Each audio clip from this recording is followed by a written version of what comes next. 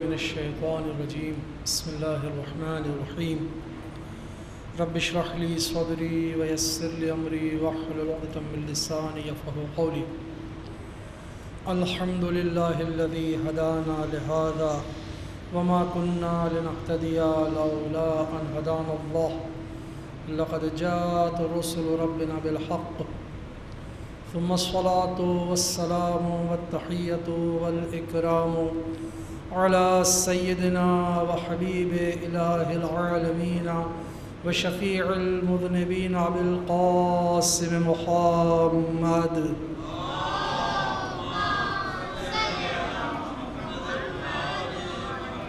وعلى آله الطيبين الطاهرين المعصومين المظلومين الذين أذهب الله عنهم الرجس وطهرهم تطهيرا.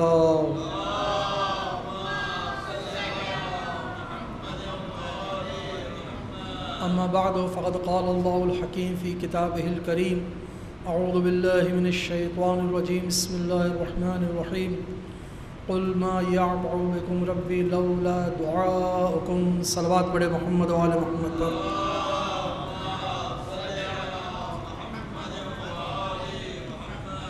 عزیزان گرامی، ابھی چند دنوں پہلے جناب بی بی سیدہ فاطمۃ الزہرا سلام اللہ علیہا کی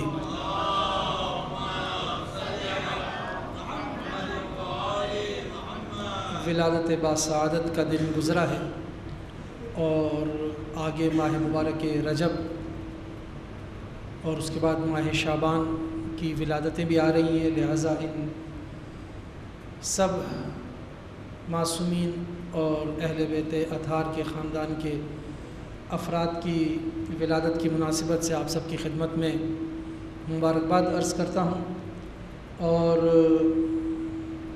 امید ہے کہ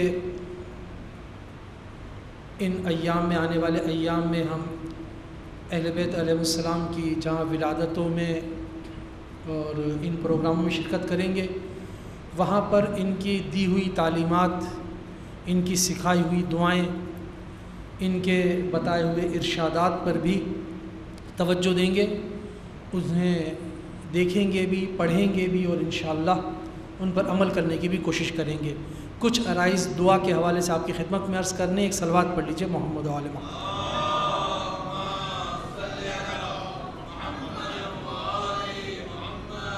عزیزان گرامی، یہ جو دعاؤں کا سلسلہ ہے، ہر مذہب کے اندر دعا ہے. جو بھی دین ہے، چاہے وہ دین ہو جس کے ہم ماننے والے ہیں، دین اسلام، چاہے اور ادیان آسمانی ہوں، ہر دین میں دعاؤں کا کم و بیش سلسلہ موجود ہے. حتیٰ کہ زبور جو کتاب ہے، توریت، زبور، انجیل اور قرآن، جو زبور کتاب ہے وہ تو کتاب ہی پوری دعاؤں پر مشتمل ہے. در حقیقت وہ دعاؤں کی کتاب ہے. تو کم و بیش ہر مذہب، ہر دین کے اندر بھی دعا موجود ہے، اور جو مذہب دین اسلام کے جو مذاہب ہیں ان کے اندر بھی دعائیں موجود ہیں. لیکن عزیزان گرامی، مذہب تشیع اور مکتب تشیع کے پاس جو دعاؤں کا سلسلہ ہے، اور دعاؤں کے سلسلے میں مذہب تشیع ایک ممتاز مذہب ہے، ایک ممتاز مکتب ہے. ایسا مذہب کہ جس کے پاس جو دعائیں ہیں، ان دعاؤں کا کوئی، جس کو عشر عشیر بھی کہا جاتا ہے، ایک چھوٹا سا حصہ بھی اگر نکالا جائے تو شاید دوسرے مذاہب کے پاس وہ چیزیں نہیں ملیں گی کہ جو تشیع کے پاس بہت فراوان مقدار میں موجود ہے. آپ دیکھیے، خود قرآن کے اندر دعائیں ہیں، لیکن قرآن سے ہٹ کے جب ہم دیکھتے ہیں دعاؤں کے سلسلے کو، تو ہمارے پاس صحیفہ کاملہ جیسی کتاب موجود ہے. صحیفہ کاملہ میں ویسے تو آپ کی نظر میں رہا ہوگا کہ تقریباً 50 سے زائد دعائیں ہیں، لیکن در حقیقت جو اس کی دعاؤں کی تعداد وہ ہے 75. لیکن جو صحیفہ کاملہ میں اس وقت ہے وہ 54 ہے تقریباً. لیکن بعد میں جو دوسری دعائیں ہیں ان کو بھی شامل کر کے ایک دوسری ایک صحیفہ کاملہ جو جامعہ کہنا چاہیے وہ بھی علماء نے تحقیق کر کے مختلف کتابوں سے نکال کے اس کو بھی مرتب کر لیا ہے، لیکن پاکستان میں جو اس وقت مشہور ہے اس کا ترجمہ بھی ہو چکا ہے، وہ ہے صحیفہ کاملہ یا صحیفہ سجادیہ، جس کی 54 دعائیں ہیں۔ لیکن اس سے علاوہ صحیفہ علویہ ہے آپ کے پاس، اس کے علاوہ جو آپ کے پاس مفاتیح الجنان ہے، تحفۃ العوام ہے، وظائف الابرار ہے، جب ان کی دعاؤں کو انسان دیکھتا ہے تو ان دعاؤں کے اندر صرف اتنا نہیں ہوتا کہ انسان اللہ تعالیٰ سے اپنی ضرورت کی چیزیں مانگ رہا ہوتا ہے، بلکہ ان دعاؤں کے اندر ایک عجیب و غریب انداز ہے، یعنی ان دعاؤں کے اندر انسان خدا کو پہچان رہا ہوتا ہے، خدا کی حقیقی معرفت تک پہنچ رہا ہوتا ہے۔ اب دیکھیے کہ ائمہ کا کام ہدایت دینا تھا، جب ائمہ کا کام ہدایت دینا تھا تو چوتھے امام کا کام بھی ہدایت دینا تھا۔ اب چونکہ ان کے پاس ماحول ایسا نہیں تھا کہ وہ دوسرے انداز سے کام کر سکتے، مثلا پانچویں امام کی طرح درس و تدریس کا سلسلہ کر سکتے، چھٹے امام کی طرح دانشگاہ یونیورسٹی قائم کر سکتے، تو آپ نے جو انداز اختیار کیا وہ دعاؤں کا اختیار کیا۔ تو چوتھے امام کی جو دعائیں ہیں وہ صرف اس حد تک نہیں ہے کہ انسان ان دعاؤں کے ذریعے سے اپنی زندگی کی مشکلات کو حل کر رہا ہو، کہ خدایا میرے پاس فلاں پریشانی تو دے دے، میں بیمار ہوں مجھے شفا دے دے، میں مقروض ہوں میرے قرض کو ادا کر دے، میرے پاس فلاں چیز نہیں ہے وہ مجھے دے دے، وہ چیزیں بھی ہیں اس کے اندر، لیکن در حقیقت صحیفہ کاملہ چوتھے امام کی ہدایت کا ایک طریقہ ہے جو آپ نے مومنین کو اور دوسرے لوگوں کو جو ہدایت کا راستہ دکھانے کا طریقہ اختیار کیا وہ تھا دعا کا، لہٰذا اس میں آپ کو معرفت کی ایک عظیم یعنی ایک دریا ملے گا جس کو انسان سمجھنے کے لیے بھی وقت چاہیے، اس کو سمجھنا یعنی کسی دور کے لوگ اسے آرام سے نہیں سمجھ سکتے، ایک وقت گزرے گا، کئی صدیاں گزر چکی ہیں، مزید صدیاں گزریں گی تاکہ ان کو انسان صحیح طور پہ پہچان سکے۔ میں عرض یہ کرنا چاہ رہا ہوں عزیزان کرام آپ کی خدمت میں کہ ہم شیعوں کے پاس مکتب تشیع کے پاس جو دعاؤں کا ذخیرہ ہے اس کو استفادہ کرنے کی ضرورت ہے۔ ہم نے دعاؤں کو ترجمہ تو کر لیا ہے لیکن اس کی طرف توجہ ہماری نسبتاً کم ہوتی ہے، لہٰذا ان ایام میں جو رجب شعبان اور رمضان کے ایام آ رہے ہیں، مبارک ایام ہیں، ان میں ان دعاؤں کی طرف توجہ ہونی چاہیے کہ صحیفہ کاملہ نکال کے پڑھیں، جو ہماری دوسری دعاؤں کی کتاب ہے ان کو دیکھیں، ان میں دیکھیں کہ ماہ رجب کی کون سی دعائیں ہیں، شعبان کی کون سی دعائیں ہیں، اور ان کے ترجمے کو مد نظر رکھیں اور اس کو آگے بڑھائیں۔ میں آپ کی خدمت میں عرض کرنا چاہ رہا ہوں کہ دین مکتب تشیع میں دعا کو کتنی اہمیت دی گئی ہے، اس کی طرف چند روایات کی خدمت میں پیش کرنی ہے، اور ان روایات کو پیش کرنے سے پہلے جس آیت کو سرنامہ کلام قرار دیا ہے اس کے بارے میں دو جملے سماعت فرما لیجیے، ایک صلوات پڑھ لیجیے محمد و آل محمد۔ ارشاد ہوتا ہے سورہ فرقان کی آخری آیت، قل ما یعبع بکم ربی لولا دعاؤکم، ارشاد ہو رہا ہے کہ اے رسول کہہ دو لوگوں سے کہ اگر یہ دعائیں نہ ہوتی جو تم کرتے ہو، اگر یہ دعائیں نہ ہوتی تو میرے پروردگار کو تمہاری کوئی پرواہ نہیں تھی۔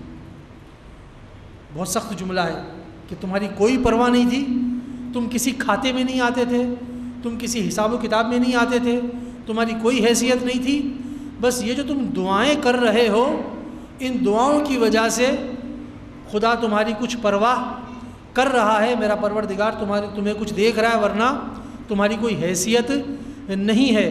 یعنی قرآن کی یہ آیت بہت مختصر سی، دوسری آیات بھی ہیں لیکن اس آیت میں اس بات کا اظہار ہو رہا ہے کہ انسان کی بعض اوقات اہمیت بالکل ختم ہو جاتی ہے، لیکن چونکہ وہ دعاؤں کا رابطہ برقرار رکھتا ہے، یہ ایک چھوٹا سا رابطہ اس کا خدا کے ساتھ باقی رہتا ہے، اس وجہ سے وہ تباہ و برباد نہیں ہو پاتا اور خدا کہیں نہ کہیں اسے روک لیتا ہے، اسے بچا لیتا ہے، اس کی مشکل کو حل کر دیتا ہے۔ ایک صلوات پڑھ لیں محمد۔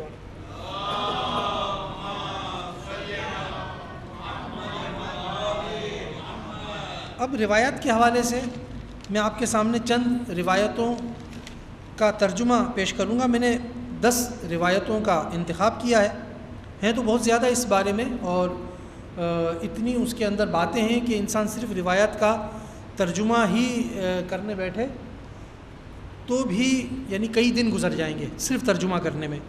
تو مجھے بہت ہی مختصر وقت میں، چونکہ میرا موضوع بھی یہ نہیں ہے، میں صرف اہمیت دعا کے بارے میں ایک آیت پیش کر دی آپ کی خدمت میں. اب چند روایت پیش کرنا چاہتا ہوں. معصومین سے یہ 10 روایتیں نقل ہوئی ہیں اور تقریباً یہ روایات جو ہیں وہ بحار الانوار میں آئی ہیں.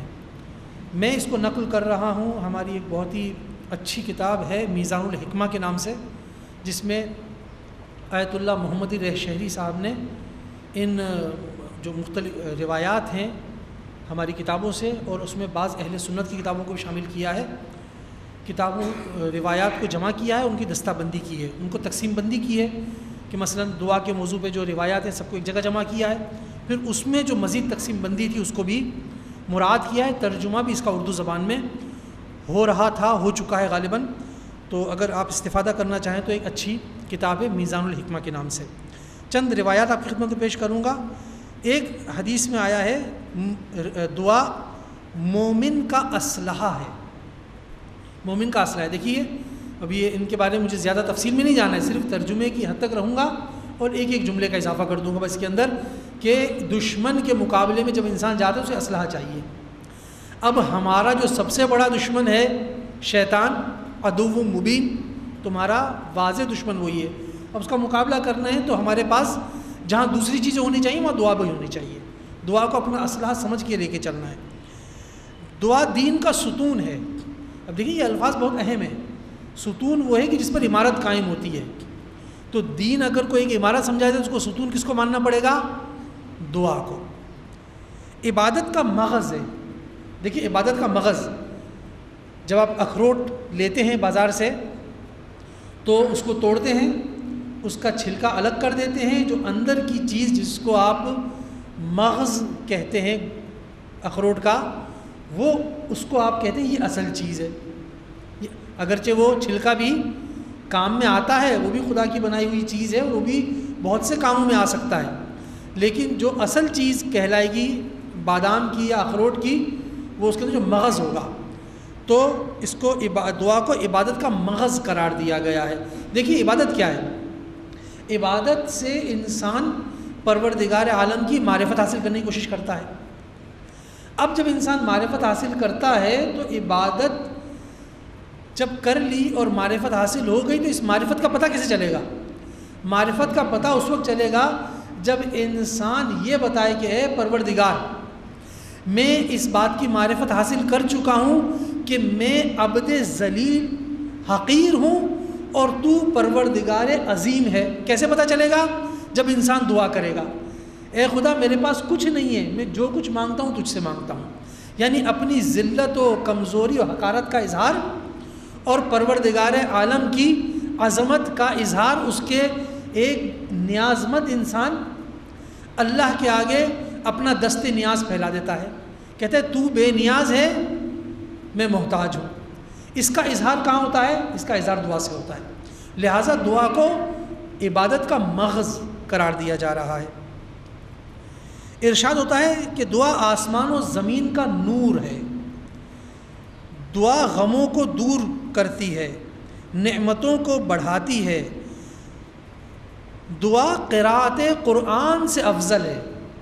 ایک روایت جس کا میں نے ذکر یہاں نہیں کیا ہے، لیکن جب میں اسٹڈی کر رہا تھا تو یہ روایت بھی آئی تھی کہ نوافل نمازوں سے دعا کرنا زیادہ افضل ہے. دعا کی طرف توجہ، اگر انسان نوافل پڑھ رہے، جو دن بھر کی نمازوں کے نوافل ہیں وہ ضرور پڑھنے چاہیے، لیکن اگر انسان اس کے علاوہ بھی نوافل پڑھنا چاہتا ہے تو اگر نوافل نہ پڑھے اور دعا کرے تو یہ بھی بہت اچھا ہے. اور روایت کے مطابق دعا کرنا ان نماز نافلہ کو پڑھنے سے زیادہ فضیلت رکھتا ہے. یہاں پر جو روایت میں نے نقل کی ہے وہ ہے قراءت قرآن سے افضل ہے، لیکن دوسری روایت جو میری اسٹڈی کے دوران میرے سامنے آئی تھی وہ ہے نافلہ نمازوں سے افضل ہے. دعا انسان کو غرور سے بچاتی ہے. غرور میں انسان اپنے آپ کو دوسروں سے برتر سمجھ رہا ہوتا ہے. دعا میں انسان اپنے آپ کو خدا سے کمتر سمجھ رہا ہوتا ہے. لہٰذا اس کے ذہن میں جو تکبر کے آثار بعض وجوہات کی بنیاد پہ پیدا ہونے کے خطرات ہوتے ہیں، دعا کے اندر آنے کی صورت میں وہ اس کے اندر اثرات کم ہو جاتے ہیں۔ ان جڑوں کو در حقیقت دعا جلا دیتی ہے جس کے ذریعے سے غرور پیدا ہو رہا ہوتا ہے۔ دعا دلوں میں خلوص پیدا کرتی ہے، اور آخری روایت جو میں نقل کرنا چاہتا ہوں، دعا انسان کو اعتماد دیتی ہے، اس لیے کہ دعا میں انسان خود کتنا ہی کمزور ہو ایک ایسی ذات پر اعتماد کر رہا ہوتا ہے جو ہر طاقتور سے زیادہ طاقتور ہے، جو ان اللہ علی کل شیء قدیر کی منزلت پر موجود ہے، کہ جب ہر چیز پر قادر ہے تو پھر مجھے گھبراہٹ کس بات کی ہے؟ میں کیوں اس پر اعتماد کر کے بڑی سے بڑی بات کیوں نہیں کہہ سکتا؟ بالکل کہہ سکتا ہوں، اس پہ اعتماد کروں گا، اپنی بات کہوں گا۔ تو دعا انسان کو خدا سے در حقیقت نزدیک کر رہی ہوتی ہے، اور اس میں یہ اعتماد پیدا کر دیتی ہے۔ ایک صلوات پڑھ لیجیے گا محمد و آل محمد پہ۔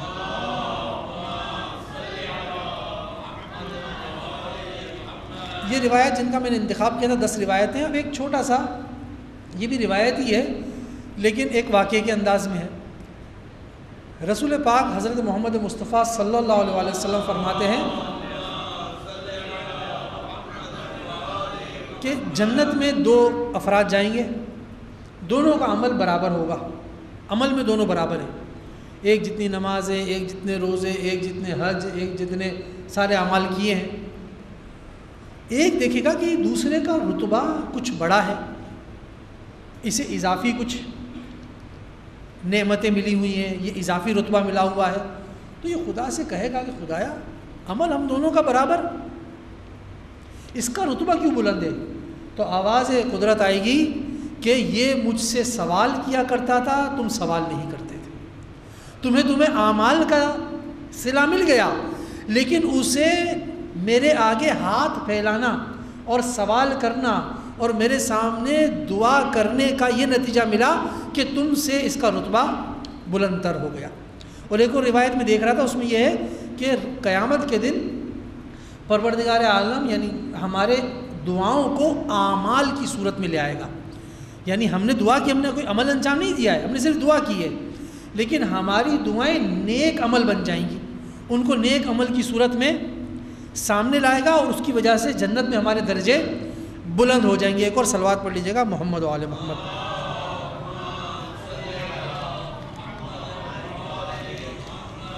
چونکہ مجھے اصل میرا موضوع جو ہے وہ ہے کہ انسان دعا کرتا ہے تو چاہتا ہے کہ میری دعا مستجاب ہو، تو دعا مستجاب ہونے کی شرائط کیا ہیں، کیسے مستجاب ہوتی ہے، اور اگر دعا رد ہوتی ہے تو کیسے رد ہوتی ہے؟ چونکہ یہ موضوع ہے لہٰذا میں دوسری گفتگو کو ختم کر کے شرائط اجابت، کیسے دعائیں قبول ہوتی ہیں، اس کی طرف آ جاتا ہوں۔ اس کے اندر 2 پوائنٹ ہیں، ہمیں ایک تو یہ دیکھنا ہوگا کہ اجابت کی شرائط کیا ہیں، ایک ہے دعا کے آداب کیا ہیں، ایک شرائط دعا ہیں، ایک آداب دعا ہیں۔ شرائط یوں سمجھ لیجئے کہ فرض کرنے کہ ایک انسان موٹر سائیکل چلانا چاہتا ہے تو اس کے لیے شرط کیا ہے؟ اس کے لیے شرط یہ ہے کہ موٹر سائیکل کے اندر پیٹرول ہونا چاہیے، اگر پیٹرول نہیں ہے تو چلا ہی نہیں سکتا۔ لیکن آداب موٹر سائیکل چلانے میں کیا ہے؟ مثلا ہیلمٹ پہنا ہوا ہونا چاہیے، تاکہ اگر خدا نخواستہ کوئی خطرہ پیش آ جائے، حادثہ ہو جائے، تو آپ کم از کم زیادہ بڑے نقصان سے بچ سکیں۔ تو شرط ہے موٹر سائیکل چلانے کی پیٹرول ہونا، اور آداب موٹر سائیکل چلانے میں یہ ہے کہ آپ اپنا خیال رکھیے، احتیاط سے چلائیے مثلا۔ تو ایک ہے دعا کی شرائط، ان چیزوں کا ہونا ضروری ہے، اس کے بغیر اگر دعا کی تو پھر اس کی قبولیت کا کچھ زیادہ چانس نہ رکھیں۔ اور اس کے بعد ہم آداب دعا کی طرف بھی کچھ اشارہ کریں گے آپ کی خدمت میں، اور اس کے علاوہ جو چیزیں دعا کو روکنے کا باعث بنتی ہیں ان کی طرف بھی اشارہ ہوگا۔ ایک اور صلوات پڑھ لیجئے محمد و آل محمد پر۔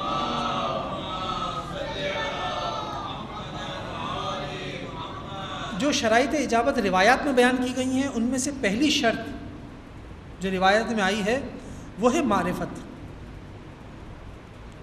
وہ ہے معرفت۔ کچھ لوگ چھٹے امام کے پاس آئے اور آ کے کہنے لگے کہ یہ ابن رسول اللہ اتنی دعائیں کرتے ہیں، اتنی دعائیں کرتے ہیں، اتنی دعائیں کرتے ہیں، قبول ہی نہیں ہوتی۔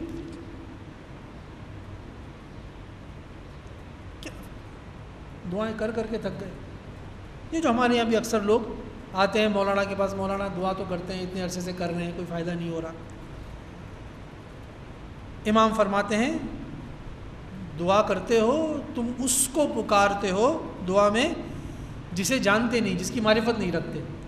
جب بے معرفت کے دعا کرو گے، جب اس کو رب نہیں مان رہے، اپنے آپ کو بندہ نہیں مان رہے، بس زبان ہلا رہے ہو، وہ جو معرفت تمہارے اندر پیدا ہونی چاہیے، وہ جو جب انسان کسی سے مانگتا ہے تو در حقیقت اپنے آپ کو نیاز مند سمجھتا ہے اور اس کو بے نیاز سمجھتا ہے اور اپنی ہر چیز اس کے سامنے لا کے رکھ دیتا ہے. جب یہ تمہارے اندر نہیں ہے تو پھر تم کیسے امید رکھتے ہو کہ تمہاری دعائیں قبول ہوگی؟ معرفت ہے نہیں. اور لہٰذا دعا میں سب سے پہلی دعا یہ ہونی چاہیے کہ پروردگار تو مجھے اپنی صحیح معرفت عطا کر دے. اس منزل پہ تو پہنچوں کہ جب تجھے پہچان پاؤں، جب تجھے پہچانوں تو پھر تیرے آگے ہاتھ پھیلاؤں. تو اس صورت میں جب انسان معرفت کی اس منزل پر آ جاتا ہے تو اس وقت صحیح معنوں میں اس کا رابطہ پروردگار عالم سے بحال ہوتا ہے. یہ رابطہ بحال ہونا جو ہے نا وہ بہت ضروری ہے. میں ایک واقعہ یہاں پر عرض کر دوں کہ دیکھیں رابطے کی بحالی کیسے پیدا ہوتی ہے؟ اچانک سے پیدا ہوتی ہے، کبھی کسی وجہ سے پیدا ہوتی ہے. اصل میں اس واقعے کا ذکر جو ہے وہ مثلا اس وقت آنا چاہیے تھا کہ جب موانع کی طرف ہم جاتے، لیکن میں رابطہ بحال کرنے کی عرض کر رہا ہوں. دیکھیے ایک شخص شیخ بہائی کا یہ واقعہ بیان کرتے ہیں کہ شیخ بہائی ایک دفعہ کسی بازار میں گئے تو دیکھا کہ ایک شخص آہنگر ہے، لوہار، اور جب وہ لوہے کو الٹنا پلٹنا چاہتا ہے تو اپنا ہاتھ اندر لے جاتا ہے بھٹی کے اندر اور لوہے کو اپنے ہاتھ سے پکڑ کے الٹ پلٹ دیتا ہے. تو حیران ہو گئے کہ یہ، اس نے کہا کہ تم نے وہ کون سا عمل انجام دیا ہے، تم نے کون سی ریاضت کی ہے کہ تمہارا ہاتھ نہیں چلتا. خیر اس کو اعتبار آ گیا کہ مجھے بتانا چاہیے اس آدمی کو، چہرے کو دیکھ کر شاید کہ آپ کو بعد میں بتاؤں گا. میں رات کو اپنے گھر لے گیا. اب یہی بڑے پریشان تھے، رات تک اس کے بعد شام تک ٹھہرے، رات کو اس کے گھر گئے، بتاؤ کیا بات ہے. تو اس نے اپنا واقعہ سنایا. کہا ایک زمانے میں اس علاقے میں بہت زبردست قحط پڑا تھا. جب بہت زیادہ قحط پڑا تو لوگوں کے پاس کھانے کی چیزیں نہیں تھی. میرے پاس اتفاق سے گندم موجود تھی. ایک دفعہ ایک خاتون میرے گھر پہ آئی اور کہنے لگی کہ دروازہ کھٹکھٹا کر کے مجھے گندم دے دو، بچے بھوکے ہیں، بہت پریشانی ہے، کچھ دے دو. میں نے کہا کہ ٹھیک ہے گندم تو مل جائے گی لیکن میری خواہش کو تمہیں پورا کرنا ہوگا. وہ گھبرا گئی اور وہاں سے پلٹ گئی. لیکن صبح سے شام گزری، بچوں کو کھانا نہیں ملا ہوگا. پھر دوبارہ آئی، پھر آ کر یہی بات کہی. میں نے پھر اپنا مطالبہ دہرا دیا، وہ پھر چلی گئی. پھر رات گزار کے بھوک سے پھر صبح بے چین ہو کے آئی. پھر کہا کہ بھائی دے دے کچھ پیسہ، کچھ کھانے کو دے دے، کچھ آٹا دے دے، میں بچے کو بھوک سے مر رہے ہیں. اس نے پھر اپنے مطالبہ دہرا دیا. وہ کہتا ہے کہ بالآخر عورت مجبور ہو گئی اور اس نے کہا کہ ٹھیک ہے ایسی جگہ چلتے ہیں کہ جہاں پر کوئی دیکھ نہ رہا. وہ اسے کمرے میں لے گیا تو کہنے لگا کہ کیا تم سمجھتے ہو کہ یہاں ہمیں کوئی نہیں دیکھ رہا؟ تو اس نے کہا کہ نہیں کوئی نہیں دیکھ رہا، یہاں پہ کوئی نہیں ہے. تو اس عورت نے، اس مرد کہنے لگا کہ مجھے اس عورت نے کہا کہ ٹھیک ہے کہ اس وقت یہاں پر میرے اور تمہارے علاوہ بظاہر کوئی نہیں ہے، لیکن کیا دو فرشتے نہیں ہیں جو ہمیں دیکھ رہے ہیں؟ کیا وہ خدا نہیں ہے جو ہمیں دیکھ رہا ہے؟ وہ کہتا ہے کہ جب اس نے یہ باتیں کہیں تو ایک دفعہ میں ہوش میں آ گیا کہ یہ میں کیا کر رہا تھا اور اس نے مجھے کیسے احساس دلایا. کہا میں نے اسی وقت اس کے گندم دی اور اسے کہا کہ تم چلی جاؤ. اس نے جاتے جاتے ہاتھوں کو بلند کیا آسمان کی طرف، کہا خدایا اس نے میری عزت رکھ لی، تو اسے دنیا و آخرت میں آگ سے بچا لے، آگ کو اس کے اوپر حرام کر دے. بس جیسے ہی جس دن سے اس نے یہ دعا کی ہے، اگلے دن سے میں دیکھ رہا ہوں کہ میں کچھ بھی کروں، میرے ہاتھ کسی بھی آگ میں ڈال دوں، مجھے سوزش محسوس نہیں ہوتی، میرے آگ جلتا نہیں ہے. یہ اس دن کی بات ہے. ایک صلوات پڑھ لیجیے گا محمد والے.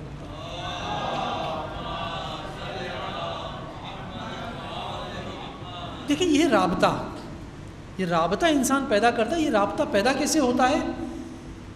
دیکھیں سخت ترین گناہ کون سا ہوتا ہے؟ سخت ترین گناہ وہ ہے کہ جس میں انسان کا دل بہت چاہ رہا ہو اور وہاں اسے کوئی دیکھنے والا نہ ہو، کوئی روک ٹوک کرنے والا نہ ہو، یعنی ہر طرح سے آزاد ہے اور اس گناہ کو کرنے کے لیے دل بھی بہت چاہ رہا ہے. بس یہ سخت ترین گناہ ہوتا ہے. کسی گناہ کا نام لینے کی ضرورت نہیں ہے، گناہ کیسا ہی کیوں نہ ہو. اگر بے تحاشا دل چاہ رہا ہو اور کوئی دیکھنے والا نہ ہو، بس وہ خطرناک ترین گناہ ہے. بس جب اس خطرناک ترین گناہ کے سامنے انسان خدا سے رابطہ برقرار کر لیتا ہے نا، بس یہ وہ وقت ہوتا ہے کہ جب انسان کوئی بھی دعا کرے وہ دعا قبول ہو جاتی ہے. یہ جو معرفت کا ایک پہلو ایسا آتا ہے کہ جہاں پر انسان ایک مقام پر پہنچ کے محسوس کرتا ہے. ایک اور واقعہ چلیں آپ کی خدمت میں عرض کر دوں. علامہ مجلسی کا نام آپ نے سنا ہے. یہ جو علامہ مجلسی کا نام سنا ہے، میں نے بہار الانوار کتاب کا ذکر بھی کیا. یہ بہار الانوار جو کتاب لکھی ہے علامہ مجلسی، ان کا نام ہے علامہ باقر مجلسی. ان کے والد بھی علامہ مجلسی ہیں، وہ بھی مجلسی ہیں. وہ ہے محمد تقی مجلسی. یہ ہیں باقر مجلسی، ان کے والد ہیں تقی مجلسی. یہ تقی مجلسی جو علامہ باقر مجلسی کے والد ہیں، یہ کہتے ہیں کہ ایک دفعہ نماز شب کے بعد میں دعا کر رہا تھا، گریہ وزاری کر رہا تھا، تو ایک دفعہ میرے اندر یہ احساس پیدا ہوا کہ اس وقت میں خدا سے کوئی دعا کروں، خدا میری دعا رد نہیں کرے گا. ایک رابطہ ایجاد پیدا ہو جاتا ہے انسان کا خدا سے.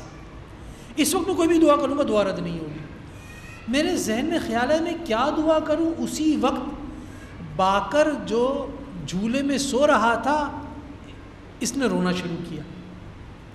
جیسے ہی اس کی آواز میرے کان میں آئی، مجھے خیال آیا کہ کیوں نہ میں اس کے لیے دعا کروں. میں نے دعا کی کہ خدایا تو اس کو دین کا خدمتگار بنا دے.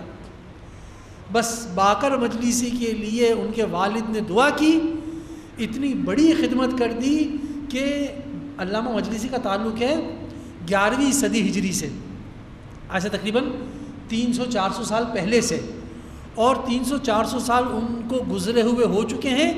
آج تک ہم ان کی کتابوں سے استفادہ کر رہے ہیں. آج تک ان کی کتابیں پڑھے بغیر کوئی عالم، کوئی مجتہد کے مقام تک نہیں پہنچتا جب تک ان کی کتابوں سے استفادہ نہ کرے. ایک صلوات پڑھ لیجیے گا محمد والا.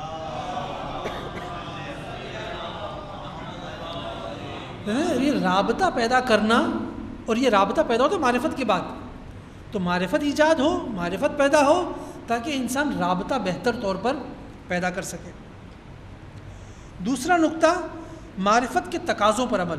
دیکھیں انسان معرفت تو پیدا کر لیتا ہے، بعض اوقات انسان کہتا ہے میں خدا کو مان رہا ہوں، لیکن جو معرفت کے تقاضے ہیں ان پر عمل نہیں کرتا. اس حوالے سے روایت آپ کی خدمت میں عرض کروں. رسول پاک حضرت محمد مصطفیٰ صلی اللہ علیہ وسلم فرماتے ہیں،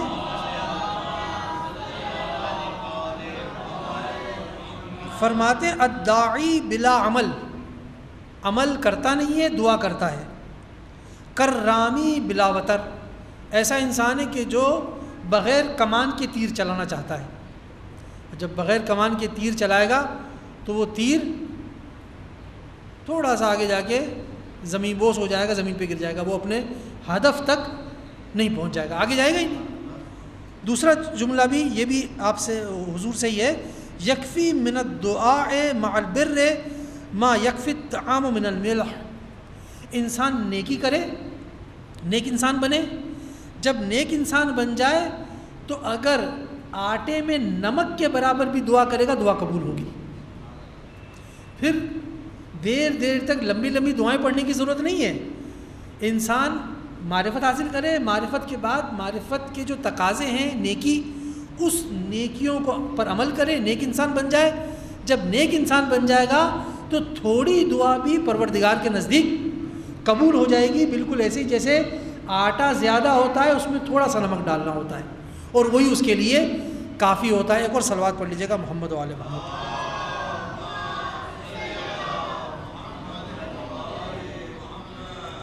اگلا پوائنٹ ہے طیب المقصد، یعنی اپنے کاروبار کو پاک و پاکیزہ رکھے، حلال کمائی۔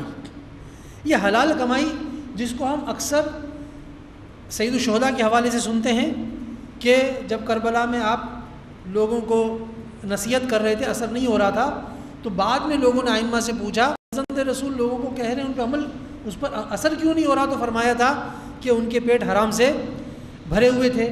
تو حرام کا لقمہ جب پیٹ میں جاتا ہے تو جہاں وہ جو مولا حسین والا معاملہ ہے کہ ہدایت اثر نہیں کرتی، حتیٰ کہ اگر سید الشہداء جیسی شخصیت بھی اپنے کلام بیان کر رہی ہو تو بھی سامنے سے اثر نہیں ہو رہا ہوتا۔ تو اسی حوالے سے حرام کھانے کے حوالے سے آپ کی خدمت میں حدیث پیش کروں۔ یہ حدیث بھی چھٹے امام حضرت امام جعفر صادق علیہ السلام سے ہے،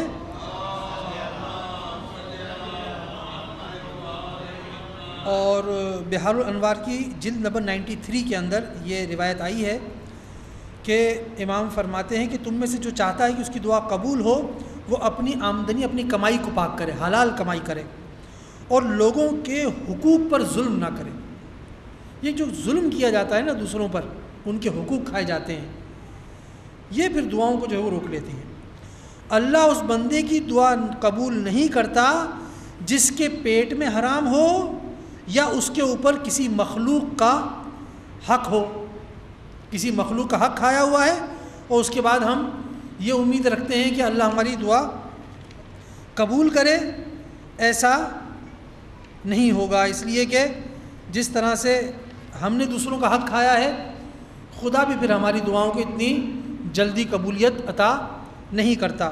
اس کے حوالے سے ایک اور حدیث میں دیکھ رہا تھا، اس میں آیا تھا کہ جب انسان کسی پر ظلم کرتا ہے اور پھر وہ دعا، کسی نے مجھ پہ ظلم کیا، پھر میں اس کے لیے دعا کر رہا ہوں، میں مظلوم ہوں، ظالم کے خلاف دعا کر رہا ہوں، تو خدا کہتا ہے کہ اے شخص، تو ظالم کے خلاف تو مظلوم ہے، ظالم کے خلاف دعا کر رہا ہے، ایک اور مظلوم ہے جس پر تو نے ظلم کیا ہے، وہ تیرے خلاف دعا کر رہا ہے۔ اب اگر تو چاہے تو میں تیری دعا بھی قبول کر لوں اس ظالم کے خلاف، اور اس مظلوم کی بھی دعا کر لوں تیرے خلاف، بول کیا کرنا ہے؟ تو ہوتا یہ ہے کہ انسان ایک طرف سے خدا سے یہ کہہ رہا تھا خدایا اس نے مجھ پر ایسا کر دیا، وہ خود نہیں سوچتا کہ میں نے لوگوں کے ساتھ کیا کیا کیا ہوا ہے، میں نے لوگوں کے ساتھ کس قسم کے حرکتیں کی ہوئی ہیں کہ جس کی وجہ سے میں نے ان پہ ظلم کیا ہے، تو اب مجھے میرے اوپر بھی ظلم ہو رہا ہے۔ تو خدا کہتا ہے کہ ٹھیک ہے، میں ایسا کرتا ہوں کہ تم دونوں کی دعائیں قبول کر لیتا ہوں، تمہاری دعا اس کے خلاف جو تم ظالم کے خلاف کر رہے ہو، پھر اس مظلوم کی دعا تمہارے خلاف جو وہ تمہارے خلاف کر رہا ہے۔ لہٰذا بعض اوقات ایسا بھی ہو رہا ہوتا ہے کہ انسان کی دعائیں اس لیے قبول نہیں ہو رہی ہوتی ہیں کہ انسان خود ایسی حرکتوں میں ملوث ہوتا ہے کہ جو وہ دعا کر رہا ہوتا ہے وہی کام وہ خود بھی کر رہا ہوتا ہے۔ اس حوالے سے آخری نقطہ آپ کی خدمت میں پیش کر دوں اور آگے بڑھوں۔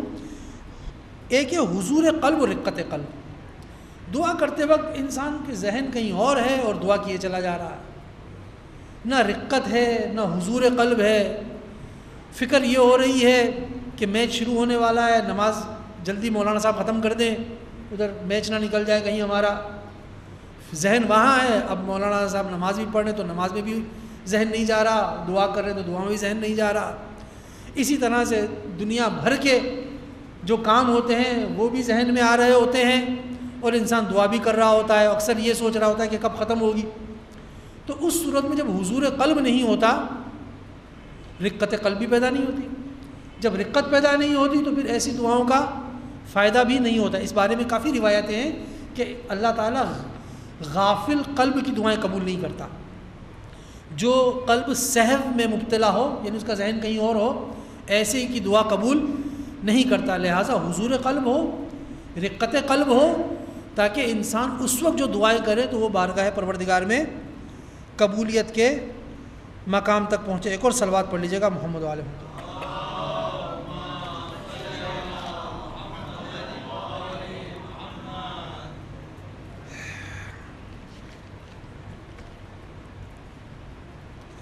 اچھا، ایک حدیث بھی اس حوالے سے پیش کر دوں.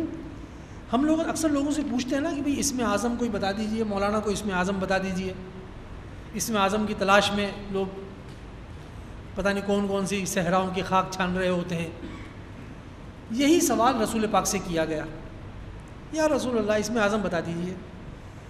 رسول پاک نے فرمایا، یہ بھی بحار الانوار کی جلد 93 کے اندر ہے، 93. آپ نے فرمایا کہ اللہ کا ہر اسم اسم اعظم ہے. اللہ کا ہر اسم اسم اعظم ہے. اپنے دل کو اس کے سوا ہر ایک سے جدا کر لو، پھر خدا کو کسی بھی نام سے پکارو، وہ اسم اسم اعظم ہے. ہماری مشکل یہ ہے کہ ہم اس لفظ کی تلاش میں ہیں کہ اس لفظ کو پکڑ لیں اور اس کے بعد اس لفظ کو دہراتے رہیں.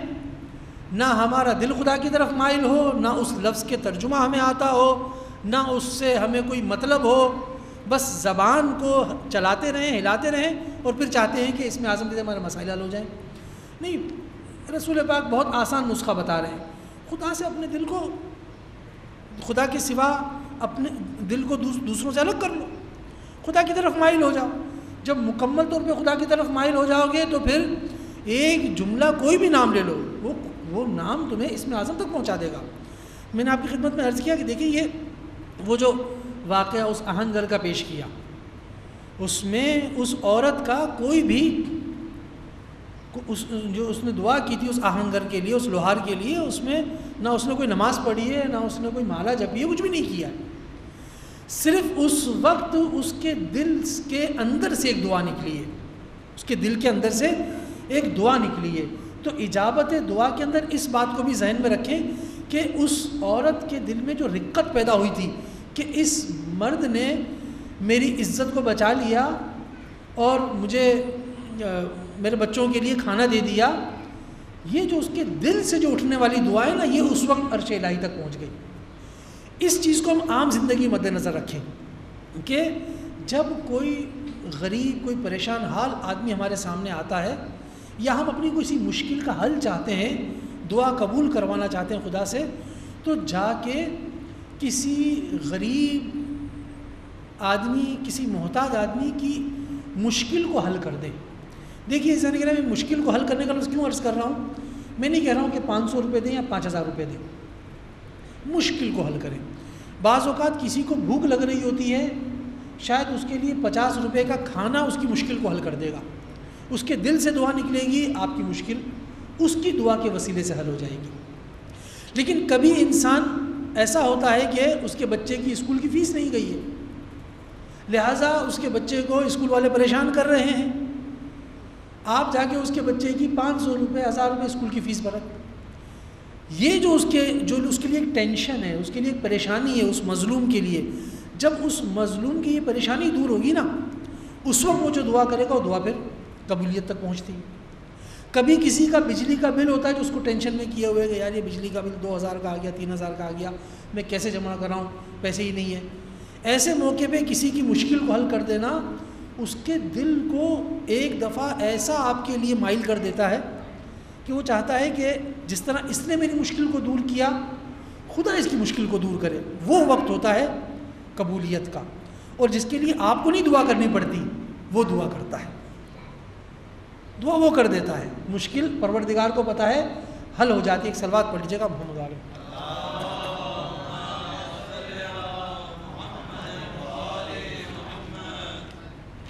اور پھر اس میں عرض کروں کہ اس بات کی بھی کوئی شرط نہیں ہے کہ وہ انسان ہی ہو.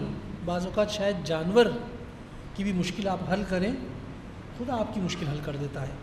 آغا شفتی ایک عالم دین گزرے ہیں، آیت اللہ شفتی، قدیم دور میں. جب یہ نجف سے پڑھ کے اصفہان واپس آئے تھے تو بہت غربت کا عالم تھا. یہ مشہور ہیں یعنی ایک مالدار آیت اللہ کی حیثیت سے، لیکن جب یہ اصفہان پہنچے تو بہت غریب تھے. یہ مالدار کیسے بنے؟ یہ مالدار جو واقعہ ملتا ہے ان کے بارے میں وہ یہ ہے کہ جب یہ نجف سے اصفہان تشریف لائے تھے تو غربت کے عالم میں تھے، تو کافی دن تک گھر والوں کو گوشت بھی نہیں ملا تھا کھانے کے لیے۔ ایک دفعہ کہیں سے کچھ پیسے آئے تو انہوں نے سوچا کہ آج بچوں کے لیے گوشت خریدتا ہوں۔ گوشت خریدنے کے تو گوشت مہنگا تھا، کلیجی سستی تھی، اس وجہ میں کلیجی آ سکتی ہے، کلیجی خرید لی۔ واپس آ رہے تھے کہ چلیں آج گھر جا کے تھوڑا سا اچھا کھانا کھا لیں گے۔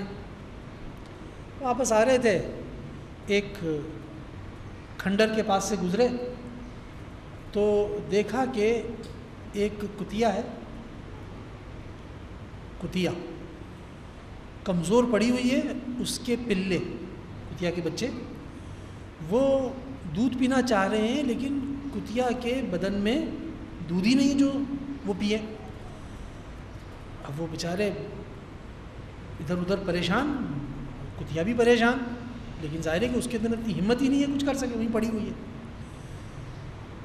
جب انہوں نے یہ دیکھا تو انہیں اور کچھ سمجھ میں نہیں آیا، انہوں نے کہا کہ بھائی یہ اس وقت کتے بھوکے ہیں۔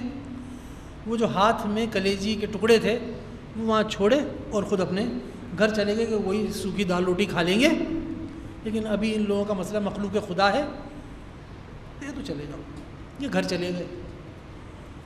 ابھی چند دن گزرے تھے کہ انہیں کسی نے کچھ پیسے دیے، مثلا امانتاً فرض کر لیجئے، تو انہوں نے کہا بھائی امانت یہ جو ہے میں نہیں رکھوں گا، قرضہ دینا ہو دے دو، کیونکہ امانت تو پھر مجھے رکھنی پڑے گی، ایز اٹ از واپس کرنی پڑے گی، قرض دے دو، جب چاہیے ہو مجھ سے لے لینا، تب تک میں استعمال کروں گا۔ انہوں نے کہا ہمیں اس سے کیا مطلب، آپ قرض سمجھ لیجیے۔ وہ قرض دے کے روانہ ہو گئے۔ ان کے ہاتھ میں پیسے آئے، سامنے سے دیکھا کہ کوئی زمین مل رہی تھی، انہوں نے زمین خریدی اور وہ پیسے دے دیے اس کو۔ کچھ عرصے بعد اس زمین کا کوئی گاہک آ گیا، اس نے زیادہ اچھے پیسے دے دیے، ان کو اچھی رقم میں انہوں نے اس کو بیچ دیا۔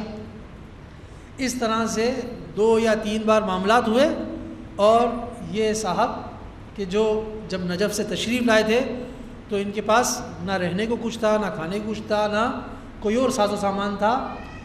آج کے اس دور میں 100-150 سال پہلے کی شخصیت ہیں، آج تک ایک مالدار آیت اللہ کی حیثیت سے مشہور و معروف ہیں کہ جب اللہ نے ان کو اس طرح سے روزی دی، ان کو مالدار بنا دیا، تو انہوں نے پھر جو وہاں پہ دوسرے لوگ تھے غریب، ان کی مدد کرنا شروع کی، اور مشہور و معروف ہو گئے کہ ایک مالدار عالم دین ہے جو دوسروں کی بھی مدد کرتے ہیں۔ تو ان کے یہ کایا کیسے پلٹی؟ صرف چند جانوروں کی مدد کرنے سے۔ ایک اور صلوات پڑھ لیجیے گا محمد وآل محمد پر۔ اچھا، اب جلدی جلدی میں آگے بڑھوں آداب دعا کے لیے۔ آداب دعا میں نے عرض کیا کہ شرائط دعا ہیں اور کچھ آداب دعا ہیں۔ اب آداب دعا کی طرف چلتے ہیں جلدی جلدی۔ ایک تو یہ کہ بسم اللہ پڑھیں، بسم اللہ پڑھ کے دعا کریں، حدیث موجود ہے لیکن میں اب حدیث کی طرف نہیں جاؤں گا۔ اس کے بعد اللہ تعالیٰ کی حمد و ثنا کریں، بسم اللہ حمد و ثنا کریں، پھر دعا پڑھیں، پھر درود پڑھیں، دعا نہیں پھر درود، بسم اللہ حمد و ثنا، اس کے بعد درود۔ اور اس درود کے بارے میں حدیث یہ ہے کہ جس کو خدا سے کوئی حاجت ہو وہ درود سے آغاز کرے، پھر دعا کرے، پھر درود پڑھے۔ اور چھٹے امام فرماتے ہیں کہ اللہ تعالیٰ کریم ہے کہ وہ 2 دعاؤں کو قبول کرے، اول و آخر، اور جو بیچ کی دعا ہے یعنی وہ دعا جو درود کی شکل میں ہے اس کو قبول کرے، وہ جو آخر میں دعا پڑھی ہے درود وہ بھی قبول کرے، اور بیچ کی چیز چھوڑ دے۔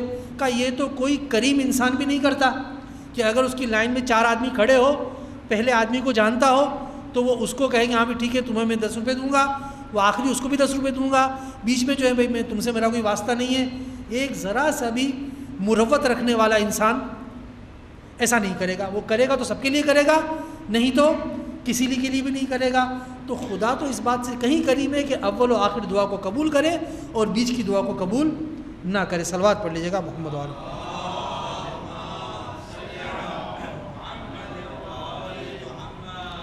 اچھا، صالحین کو شفیع بنائے، خدایا ان کے واسطے سے دے۔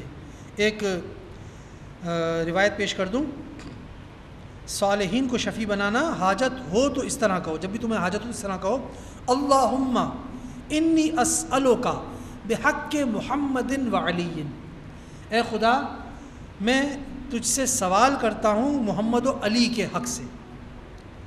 کیوں؟ بِأَنَّ لَهُمَا عِنْدَكَ شَأْنًا مِنَ الشَّأْنِ، کیونکہ ان دو حضرات کی تیرے نزدیک بلند منزلت ہے، لہٰذا ان کے واسطے سے سوال کرتا ہوں۔ تو درود بھی پڑھے، ساتھ میں ان بزرگ شخصیات کا واسطہ بھی دے۔ اب چونکہ یہ امام سے روایت ہے تو امام نے ان دو کا نام لیا ہے، ہم پنجتن پاک کا واسطہ دے سکتے ہیں، معصومین تمام معصومین کا واسطہ دے سکتے ہیں، اور دیگر جو شخصیات ہیں اہل بیت کے گھر کے افراد، کربلا کے شہداء، اہل بیت کے شہداء، ان کا واسطہ دے کر ہم، باب الحوائج کا واسطہ دے کر ہم خدا کے بارگاہ میں جا سکتے ہیں۔ تو نیک لوگوں کو شفیع بنانا، واسطہ بنانا۔ اس حوالے سے آخری نقطہ عرض کر دوں، گناہوں کا اقرار۔ پہلے مدح کرو، حدیث میں ہے، پہلے مدح کرو، پھر اقرار بے گناہ کرو، پھر دعا کرو۔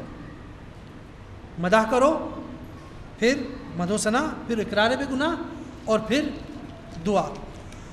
صلوات پڑھ لیجیے محمد و آل محمد۔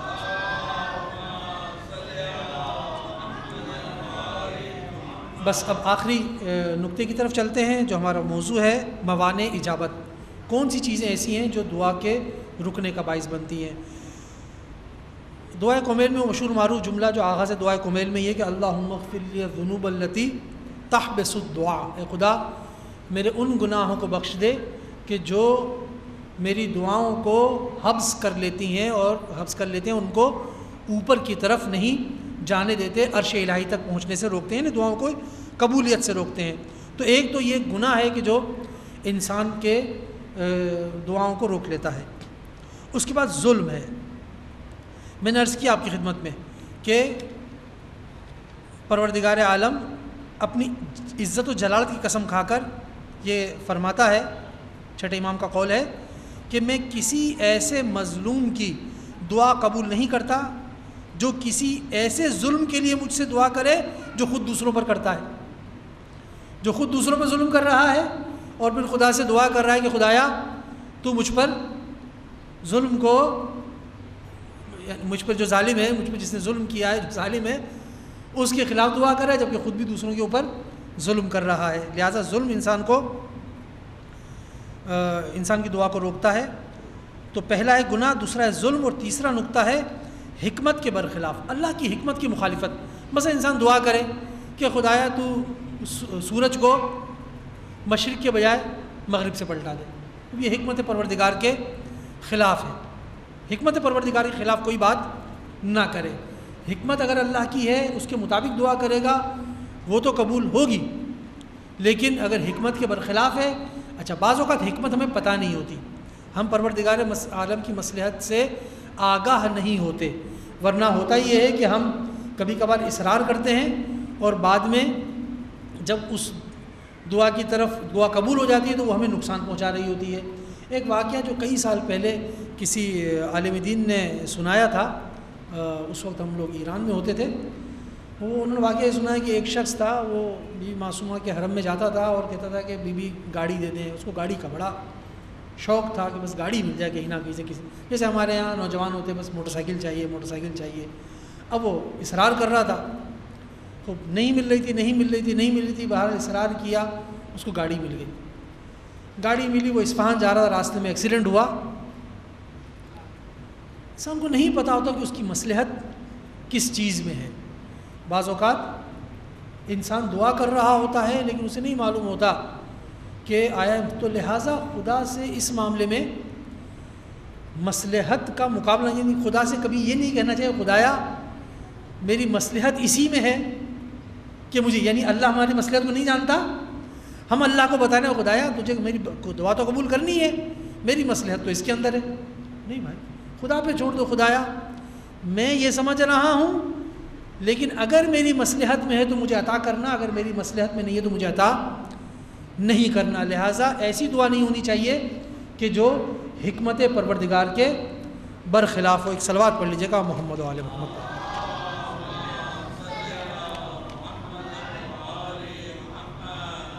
بس عزیزان گرامی، آخری ایک واقعہ آپ کی خدمت پیش کر دوں کہ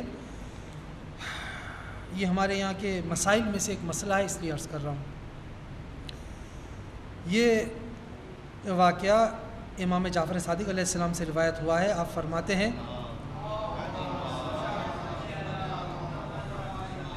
ایک بنی اسرائیل کا ایک عابد تھا، بہت عبادت کرتا تھا، کہ اسے خدا بیٹا دے دے۔ 3 سال تک دعا کرتا رہا، اس کی دعا قبول نہیں ہوئی۔ آخر اس نے تنگ آ کر کہا خدا ہے کیا بات ہے، اتنی دعا کر رہا ہوں میری دعا قبول نہیں ہوئی، کیا تو مجھ سے اتنا دور ہے کہ میری آواز تجھ تک نہیں پہنچ رہی ہے؟ یا تو شکوہ کیا اس نے بالآخر کہ خدا آخر کیا وجہ ہے؟ خواب میں اسے جواب ملا، اس سے کہا گیا کہ 3 سال سے تم خدا سے دعا کر رہے ہو اپنی اس زبان سے جو زبان گالی گلوچ سے آلودہ ہے، بد زبانی سے آلودہ ہے۔ تم اس کثیف زبان، اس غلیظ غلاظت سے آلودہ زبان سے خدا کو پکارتے ہو، خدا تمہاری دعا کیسے قبول کرے؟ یہ وہ مشکل ہے جو ہمارے یہاں کا اہم یعنی رکاوٹ ہے کہ ہم لوگ خدا سے دعائیں تو بڑی بڑی کرتے ہیں، لیکن اپنے آپ کو کسی ایسے کام سے روکنا نہیں چاہتے کہ جو خدا چاہتا ہے کہ ہم اس کام سے رک جائیں۔ میں نے عرض کیا کہ انسان کے ساتھ سخت ترین گناہ وہ ہے کہ جس میں اس کا دل بہت چاہ رہا ہو کوئی دیکھنے والا نہ ہو۔ آج کل ہر ایک کے پاس موبائل موجود ہے، ہر ایک کے پاس انٹرنیٹ کی سہولت موجود ہے، ہر ایک کے گھر میں کیبل موجود ہے، اس میں ہر قسم کے گناہوں کی سہولت فراوانی کے ساتھ موجود ہے، موقع بھی بہت زیادہ میسر ہے۔ ایسے موقع پر جب انسان خدا کو حاضر و ناظر جان کر اپنے آپ کو روکتا ہے نا، پھر وہ کسی کمال تک پہنچتا ہے۔ ہماری مشکل یہ ہے کہ ہم چاہتے ہیں ہماری دعائیں تو قبول ہو جائیں، لیکن ایسے سخت مواقع پر اپنے آپ کو روکنے کی کوشش نہیں کرتے، بلکہ شیطان کے بہکائے میں بہتے چلے جاتے ہیں۔ لہٰذا پھر جب ہماری دعائیں قبول نہیں ہوتی تو اس میں در حقیقت کسی اور کا قصور نہیں ہوتا، ہمارا اپنا قصور ہوتا ہے۔ لہٰذا پروردگار عالم سے دعا کرنی جائے، پروردگار تجھے واسطہ محمد و آل محمد کا ہمیں اہل بیت کی روایات کو سننے سمجھنے ان پہ عمل کرنے کی توفیق عطا فرما۔ اے پروردگار آئندہ آنے والے ایام میں جو دعاؤں کے ایام ہیں، ماہ رجب، ماہ شعبان، ماہ مبارک رمضان، ان ایام میں جو دعائیں ہیں ہمیں ان دعاؤں کو پوری معرفت کے ساتھ پڑھنے، سمجھنے اور ان میں جو عمل کی باتیں ان پہ عمل کرنے کی توفیق عطا فرما۔ پروردگار تجھے واسطہ محمد و آل محمد کا ہمیں دعا کی قبولیت کے جو شرائط ہیں، جو آداب ہیں، ان سب پہ عمل کرنے کی توفیق عطا فرما، اور جو موانع اجابت ہیں، جو چیزیں دعاؤں کے قبولیت کو روکتی ہیں، پروردگار ہمیں ان سب سے بچنے کی توفیق عطا فرما۔ پروردگار تجھے واسطہ محمد و آل محمد کا دنیا بھر میں جہاں کہیں مومنین مشکلات میں گرفتار ہیں، ظلم و ستم کا شکار ہیں، پروردگار ان تمام مظالم کا خاتمہ فرما۔ پروردگار تجھے واسطہ محمد و آل محمد کا ظلم کرنے والے سازشی عناصر، چاہے وہ داعش کی نام سے ہوں، چاہے القاعدہ کے نام سے ہوں، طالبان کے نام سے ہوں، یا الشباب کے نام سے ہوں، یا کسی بھی نام سے ہے، پروردگار یہ جو دین اسلام کے خلاف سازشوں میں مصروف ہے ان کی تمام سازشوں کو ناکام فرما، انہیں جلد از جلد تباہ و برباد فرما۔ پروردگار تجھے واسطہ محمد و آل محمد کا جو ان ظالموں کے خلاف مجاہدین مصروف عمل ہیں، مصروف جہاد ہیں، چاہے شام کے اندر ہوں، چاہے عراق کے اندر ہو، چاہے دنیا کے کسی بھی کونے میں ان ظالموں کے خلاف جہاد میں مصروف ہیں، پروردگار تمام مجاہدوں کی نصرت فرما۔ پروردگار تجھے واسطہ محمد و آل محمد کا امام زمانہ کے ظہور میں تعجیل فرما، ہمیں ان کے اعوان و انصار میں شامل ہونے کی توفیق عطا فرما۔